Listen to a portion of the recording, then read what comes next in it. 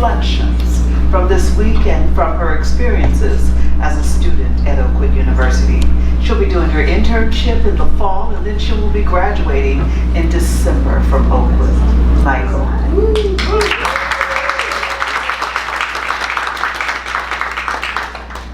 Happy Sabbath, everyone. Happy Sabbath. Again, my name is Michael Fisher. I'm a senior, one more semester left. I'm from California, and so I'll just get into it. So basically listening to your presentations and then having gone through courses here, I've been at Oakwood for 3 years. I transferred my junior year. I have some thoughts about critical thinking, especially related to biblical foundations, that I want to share with you.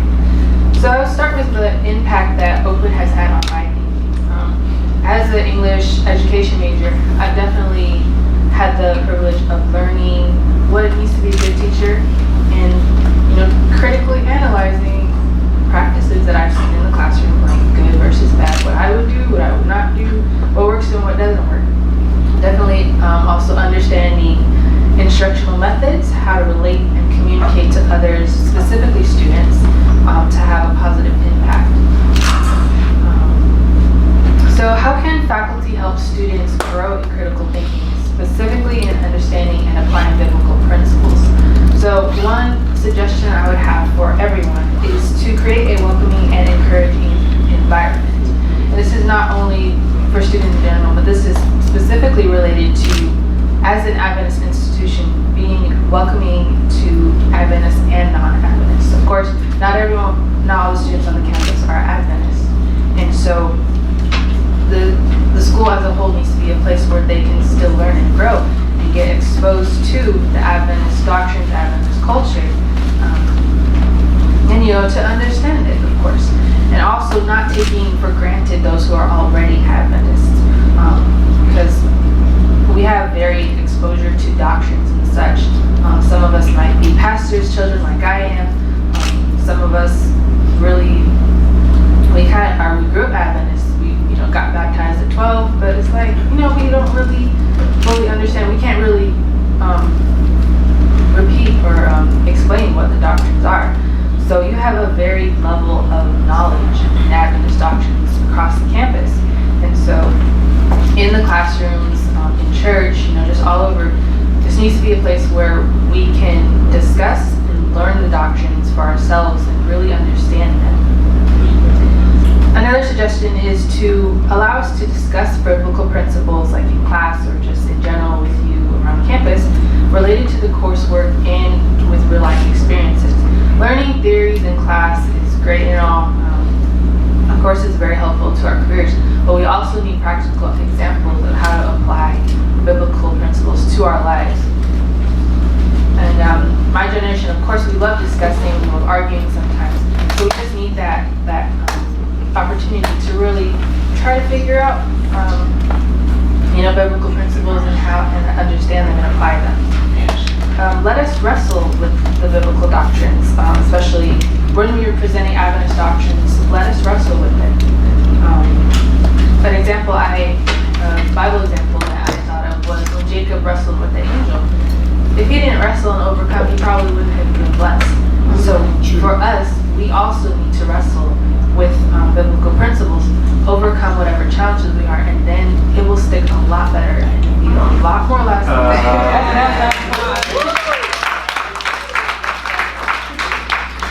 It'll be a lot more impactful in our lives, so we actually continue believing and living it as we move on after graduation.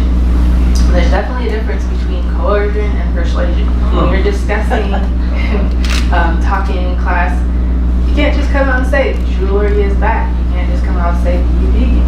You really got to discuss it. Look at different examples. look at the biblical principles. Amen. Look at examples. Evaluate them. And then come to a conclusion. You can't expect simple acceptance either, because that's not very grounded. That's like building a house on sand.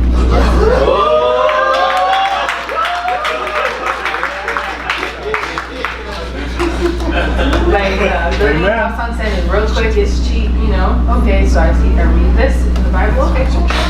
But then someone else comes along later and it's like, well, that sounds good too, so I might go over here. You can't expect simple acceptance from your students. We have to, again, grapple with it and become grounded in it. It's like building a house on a rock. It takes time.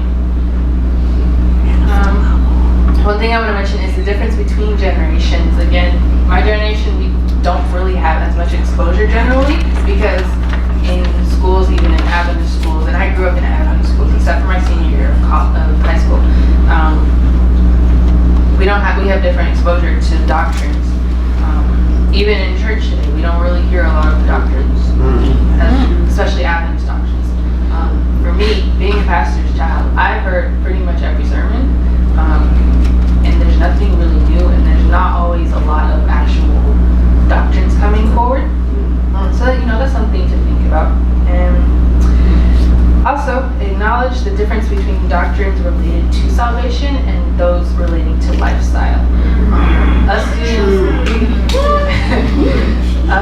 students, we can tell what's related to actually being saved and what's related to lifestyle. Those things, lifestyle practices, we will incorporate those more and more as we start to understand doctrine, as we're transformed within through the Holy Spirit. And your job is to plant the seed. Okay. Allow God to water. Yeah. That's right.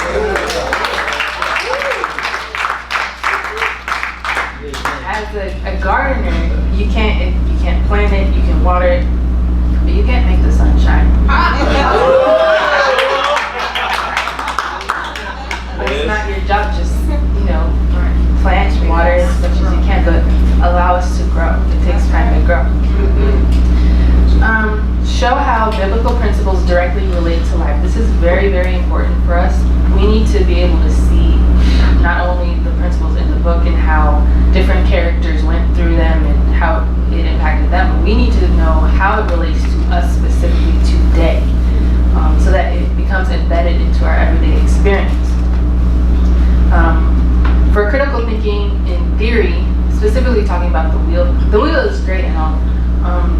We need that to be applied to our everyday lives again. I've had, several classes where we might take a passage or an article or something and just, go through the elements. So what is the interpretation? What assumption is the author making? Which is fine, but it's not always applicable to life. There's definitely a difference between theory and practical application. And for us students to grow in critical thinking, we need that practical application. Especially for graduating students, how can we use critical thinking in life situations? So specifically, getting a job, getting married, raising kids. In college, we're not always thinking about that. But once we graduate, we now have to deal with some of that stuff. And some of the times it comes faster than we expected. And we're just like, I didn't learn that in college, so I'm not sure exactly what to do. Since you all are, many of you are much more advanced in life and have gone through different life experiences.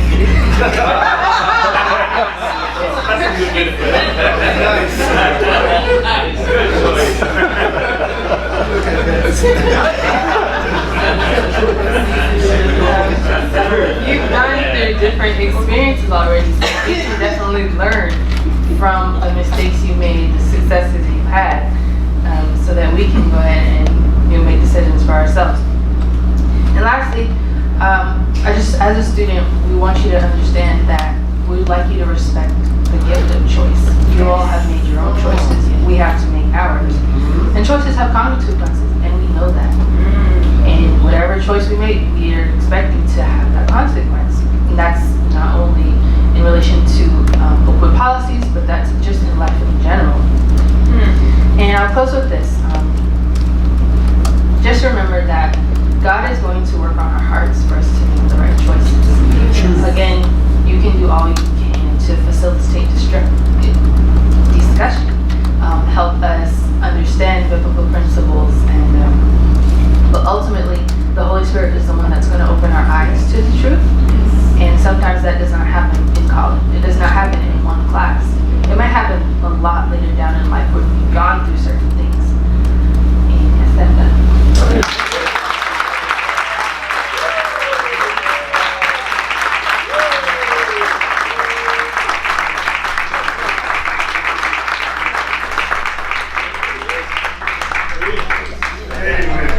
That was a sermon Yes. Good to job. all of us.